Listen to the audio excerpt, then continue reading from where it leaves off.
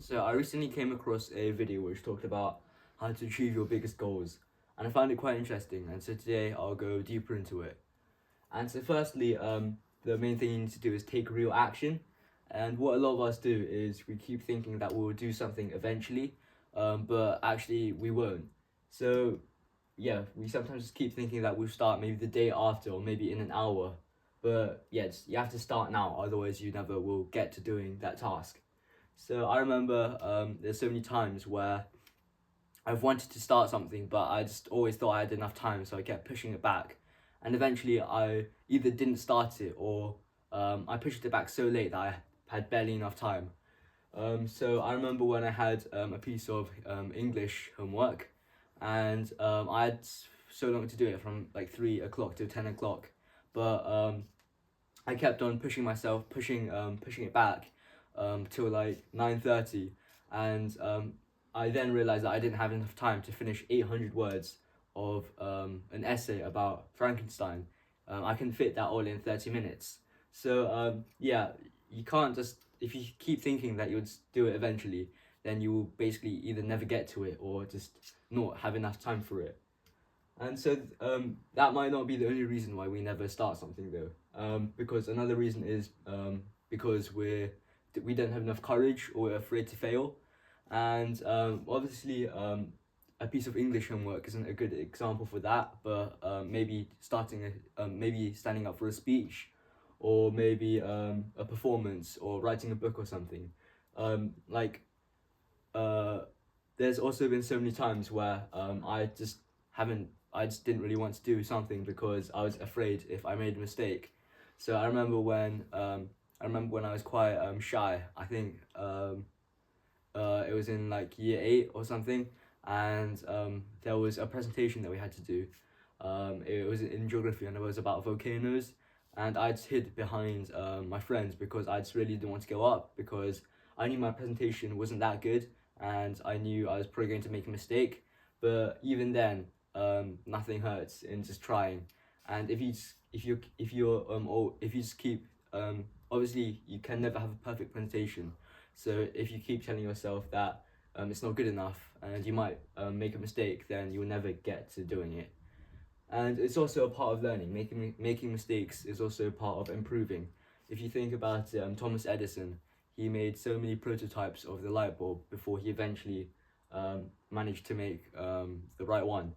And so basically, you have to think that you shouldn't be afraid, since even making mistakes is just still a part of learning. And so next, you have to make an action plan. And so that keeps you, I guess, more organized, and it stops you from, I guess, telling yourself that you're not going to do it.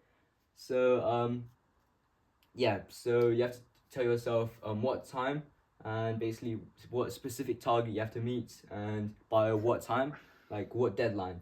So with my English work, yeah, maybe I tell myself I'll start it at 4, and I make a plan and I write down a sheet of paper, and I'll tell myself I'll work for an hour, then stop, then work for another hour, and yeah, it just sort of stops you from getting off track and telling yourself you still have time, because it just, I guess, it creates a urgency, and it makes you, having it written down on a piece of paper also makes it, like, I guess it makes you more compelled to do it.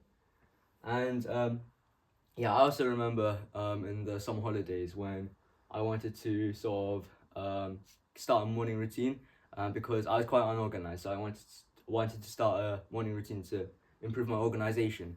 And yeah, at that time I kept on pushing it back, and I kept on saying I'll start tomorrow, and I ended up going through half the summer holiday without actually going through without even starting my morning routine. And so yeah, by creating like a planner and telling yourself on the calendar what time and what day you're going to do this, it just makes you it reaffirms yourself, and it makes you, like, I guess it reminds you as well, and it makes you really I guess more compelled to do it. And then finally is to break down uh, big tasks. So yeah, when I said I wanted to improve my organization, it's quite a big concept, and so maybe breaking it down into starting a morning run every single day, or just or maybe like making my bed every single day. That sort of helps break it down into smaller chunks, because if you think about it, yeah, like organization is the broad concept and it's kind of hard to wrap your head around, and that might make you feel quite overwhelmed, and so just break it up. And same with other big tasks like running a marathon, or yeah, writing a book. Just write your, let's like if writing a book, tell yourself to write a few chapters and then stop, and then a few chapters, just to like make it easier to handle. And maybe with a marathon, yeah, just tell yourself to practice maybe a kilometer a day, and then gradually increase it until it's maybe like 5, then 10. And it sort of makes it easier to handle, and you'll, yeah, like I said, feel less overwhelmed. And yeah, I think overall, the most important points to take away from this are, firstly, you can't just keep pushing it back. You have to start now, because yeah, if you just keep pushing it back, you won't ever start, or you will just start later than you should be. Also, make an action plan, and it helps you sort of keep on track, and it sort of reminds you to do whatever thing that you're supposed to be doing. And then finally, break it down. If you have a really big task like writing a book or anything like that, then it's kind of hard to wrap your head around, and so splitting up makes it a lot easier to deal with. And it makes you, like, instead of running away from it, it makes you, I guess, more want to face it. So I think yeah, that's all. I hope you learned something and took something away from that. Thank you.